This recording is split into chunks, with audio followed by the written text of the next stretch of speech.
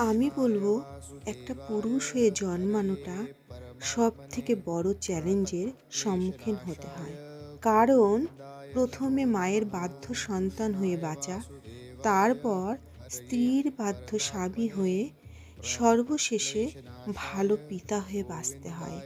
আমি বলি, ওহে পুরুষ, সবার কথা ভাবতে গিয়ে নিজের ইচ্ছা প্রকাশ করতে ভুলে যাচ্ছ না তো? गोविन्दाय नमो नमः। कृष्णाय वासुदेवाय हरये परमात्मने प्रणतः क्लेशनाशाय गोविन्दाय नमो नमः। कृष्णाय वासुदेवाय हरये परमात्मने प्रणतः क्लेशनाशाय गोविन्दाय नमो नमः। कृष्णाय वासुदेवाय हरये परमात्मने प्रणतः क्लेशनाशाय